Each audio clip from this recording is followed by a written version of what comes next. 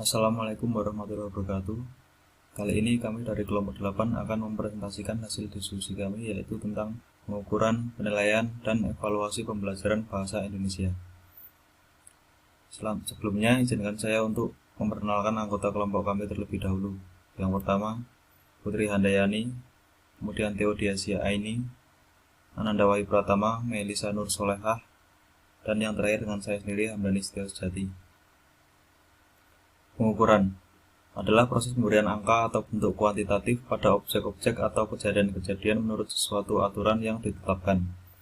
Bentuk angka atau bilangan yang dikenakan pada objek yang diukur dapat mempresentasikan secara kuantitatif sifat-sifat objek tersebut. Penilaian adalah proses pengumpulan informasi secara sistematis berkaitan dengan belajar siswa, pengetahuan, keahlian, pemanfaatan waktu, dan sumber daya yang tersedia dengan tujuan untuk mengambil keputusan mengenai hal-hal yang mempengaruhi pembelajaran peserta didik.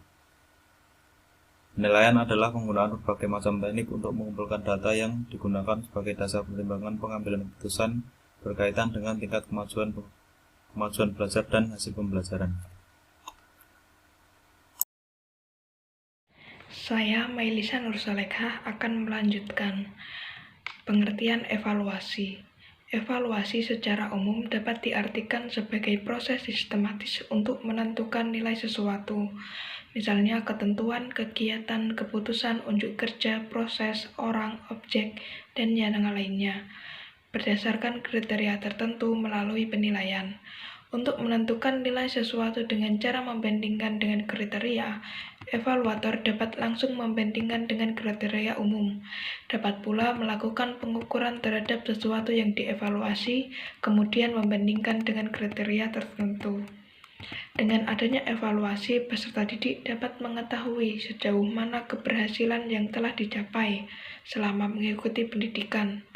Pada kondisi di mana peserta didik mendapatkan nilai yang memuaskan, maka akan memberikan dampak berupa suatu stimulus, motivator agar peserta didik dapat lebih meningkatkan prestasi. Tapi, kondisi di mana hasil yang dicapai tidak memuaskan, maka peserta didik akan berusaha memperbaiki kegiatan belajar. Namun demikian, sangat diperlukan pemberian stimulus positif dari guru atau pengajar agar peserta didik tidak mudah putus asa. Tujuan dari evaluasi yaitu untuk mengetahui bahan-bahan pelajaran yang disampaikan, apakah sudah dikuasai oleh peserta didik ataukah belum. Dan selain itu, apakah kegiatan pengajaran yang dilaksanakan sudah sesuai dengan apa yang diharapkan atau belum. Selanjutnya, jenis-jenis penilaian bahasa Indonesia. Yang pertama, penilaian tertulis. Penilaian tertulis biasanya diadakan untuk waktu yang terbatas dan dalam kondisi tertentu. Dari berbagai alat penilaian tertulis, alat penilaian jawaban benar-salah, isian singkat, dan menjodohkan merupakan alat yang hanya menilai kemampuan berpikir rendah, yaitu kemampuan mengingat atau pengetahuan. Alat pilihan ganda dapat digunakan untuk menilai kemampuan mengingat dan memahami. Pilihan ganda mempunyai kelemahan, yaitu siswa tidak mengembangkan sendiri jawabannya, tetapi cenderung hanya menerka jawaban yang benar. Hal ini menimbulkan kecenderungan siswa tidak belajar memahami pelajaran, tetapi menghafalkan soal dan jawaban. Alat penilaian ini kurang dianjurkan pemakaiannya karena tidak menggambarkan kemampuan siswa yang sesungguhnya. Yang kedua, penilaian kinerja atau performance. Penilaian kinerja adalah penilaian berdasarkan hasil pengamatan penilai terhadap aktivitas siswa sebagaimana yang terjadi.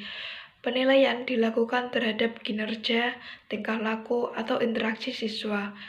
Cara penilaian ini lebih otentik daripada tes tertulis, karena apa yang dinilai lebih mencerminkan kemampuan siswa yang sebenarnya.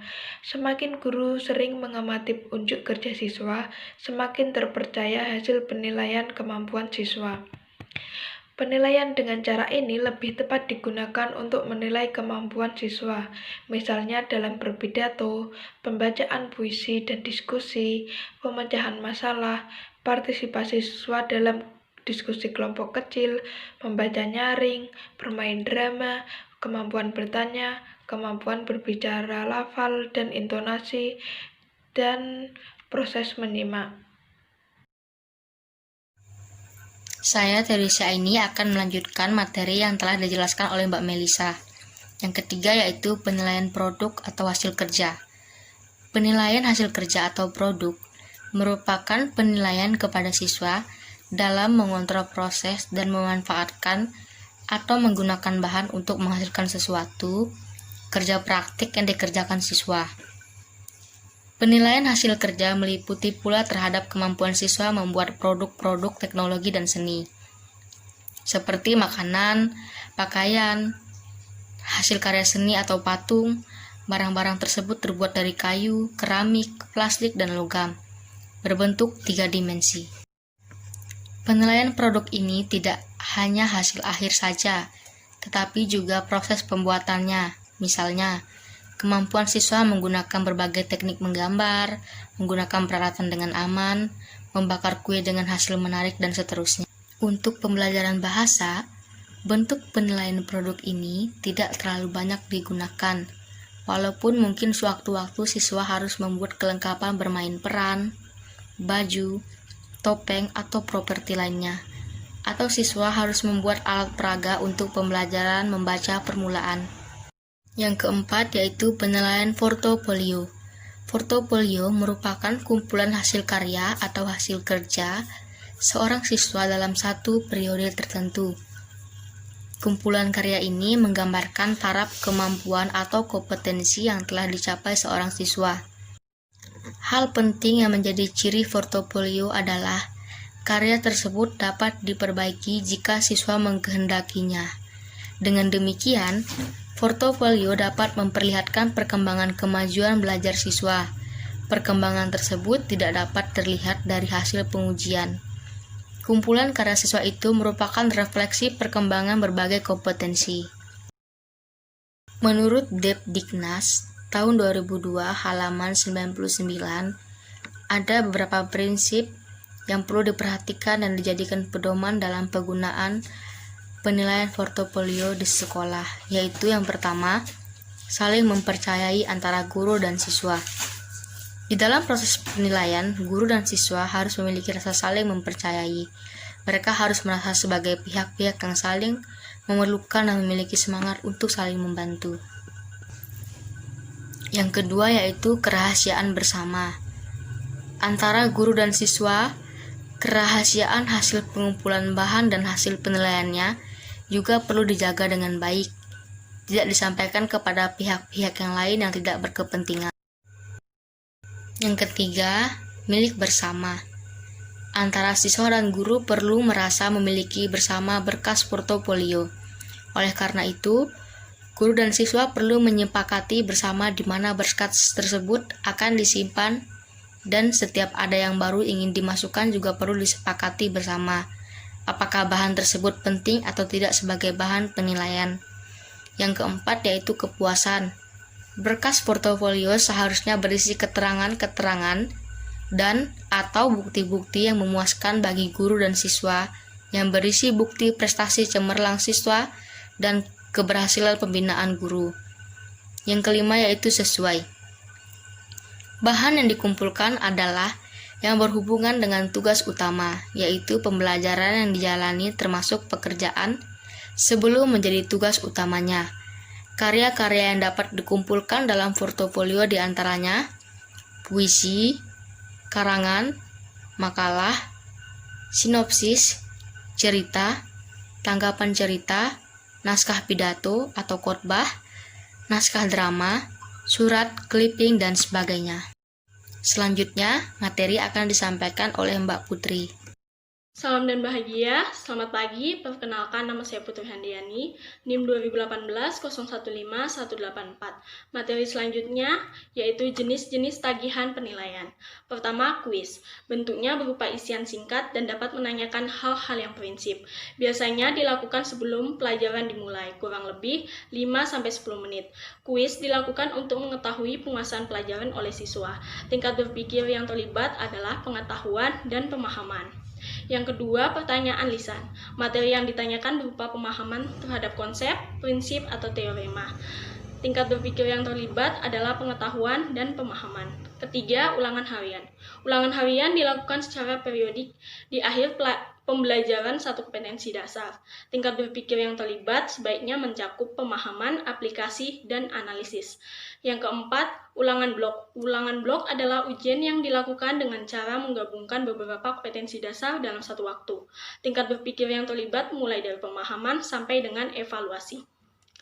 5. Tugas individu. Tugas individu dapat diberikan pada waktu tertentu dalam bentuk pembuatan clipping, makalah, dan sejenisnya. Tingkat berpikir yang terlibat sebaiknya aplikasi, analisis, sampai sintesis dan evaluasi. Yang keenam, tugas kelompok.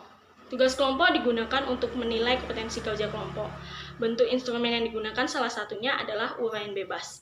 Dengan tingkat berpikir tinggi, yaitu aplikasi sampai evaluasi. 7. Responsi atau ujian praktik. Bentuk ini dipakai untuk mata pelajaran yang ada kegiatan praktikumnya. Ujian responsi bisa dilakukan di awal praktik atau setelah melakukan praktik. Ujian yang dilakukan sebelum praktik bertujuan untuk mengetahui kesiapan siswa melakukan praktik di laboratorium atau di tempat lain. Sedangkan ujian yang dilakukan setelah praktik, tujuannya untuk mengetahui kompetensi dasar praktik yang telah dicapai siswa dan yang belum. Yang 8 yaitu laporan kerja praktik. Bentuk ini dipakai untuk mata pelajaran yang ada kegiatan praktikumnya.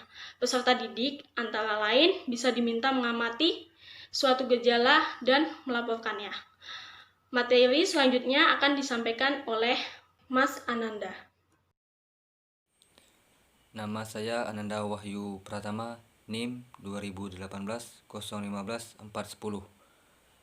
Baiklah, saya akan membacakan kesimpulan dari hasil diskusi kami. Kesimpulannya, guru melakukan pengukuran dalam pembelajaran terhadap peserta didik untuk mengukur karakteristik atau keadaan individu. Peserta didik sesuai aturan tertentu, keadaan tersebut bisa dalam ranah afektif, psikomotorik, maupun kognitif.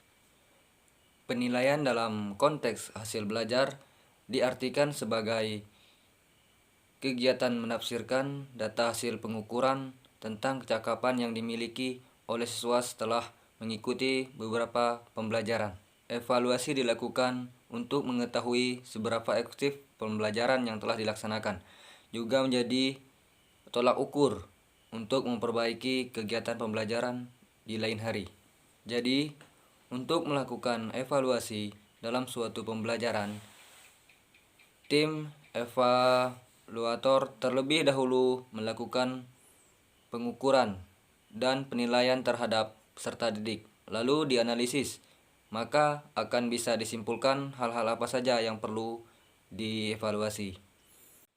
Baik, kami membuka 2 sesi pertanyaan untuk 6 penanya. Untuk teman-teman yang ingin bertanya, kami persilahkan. Baiklah, sekian presentasi dari kelompok kami.